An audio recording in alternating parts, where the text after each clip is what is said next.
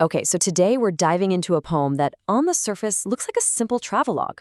But if you stick with me, you'll see it's actually one of the most powerful last will and testaments you could ever imagine. So, how does it pull that off?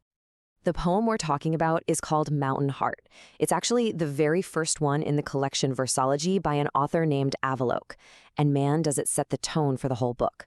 It starts off all quiet and then just builds and builds to this incredible ending. And boom! This is it. This is that ending, the very last line of the poem. It just hits you out of nowhere. It's so raw, so final, and it completely changes how you see everything that you just read. So that's the big question, right? How does a poem that's basically just a list of observations earn an ending with that much emotional weight?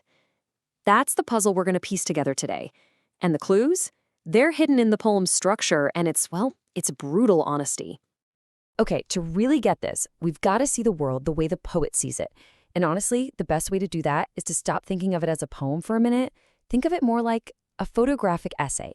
Each line is like a snapshot, a single, perfectly framed photo. So every good photo essay needs an establishing shot, right? And that's exactly where the poet begins. It's that big, wide-angle view. It gives you the scale, the majesty of the place. You immediately know, okay, we're somewhere high up, somewhere epic. But then, right away, the lens pushes in. We go from that huge, sweeping landscape right down to the nitty-gritty sounds of a town waking up. This tells you something important.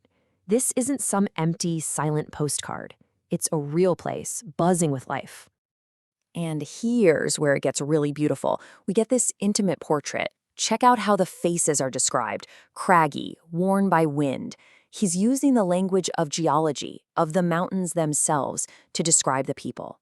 It's like he's saying the people and the place are one and the same, carved by the exact same forces. This part, for me, is just brilliant because it shows you how honest this poem is. We get these detail shots, close up on the mundane, everyday stuff.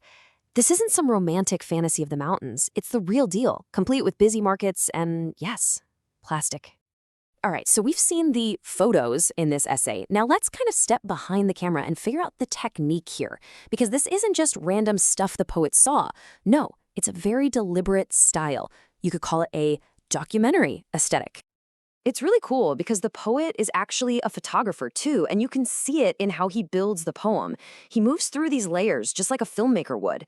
He starts wide, then he pushes in for environmental details, he captures human activity, zooms in for those intimate portraits, and then gets right down to the macro shots of everyday objects.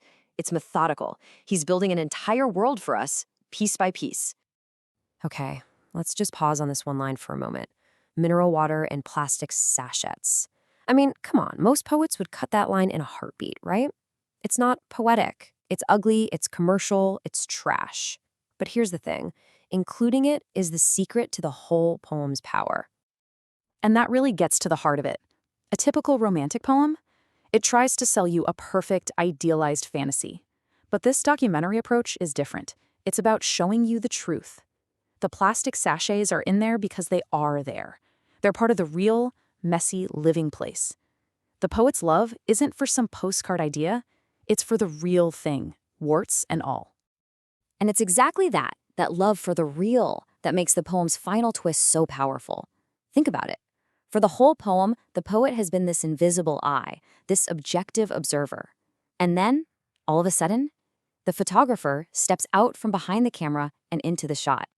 The whole feeling of the poem just pivots on one single word, I. The second he says that, the objective lens is gone. We're not just looking at a place anymore. We're seeing the person who loves that place. And you realize, oh, he's not just passing through. This place owns him. And that one line makes you reread the entire poem in your head with a totally new perspective. So what we first read as a simple travel diary, it suddenly turns into what you could call a devotional inventory. He wasn't just listing random sites. He was counting his blessings, listing his treasures. Each line becomes another reason, another piece of evidence in his argument for why this place is everything to him and why he wants to be a part of it forever. Now, you might be thinking, bury me in the mountains. Isn't that a bit dramatic? But for this final request to really land, it has to be more than just a poetic flourish. And it is. It's actually tapping into a really deep, real cultural tradition. You see, in India, especially with the Himalayas, there's this long, long history of people seeing the mountains as a spiritual destination, not just a place for a vacation. You've got ancient traditions like sannyasa, where people renounce everything to seek truth in the mountains. You have the sadhu tradition of holy wanderers. And even today, you see it in the culture of solo motorcycle riders making these epic journeys that are like modern-day pilgrimages. The poet isn't just making this up. He's speaking from the heart of that tradition. And this, I think, is the most crucial takeaway. The poem isn't about mountain devotion. It's written by a mountain devotee. See the difference? He's not an outsider looking in, describing some exotic culture.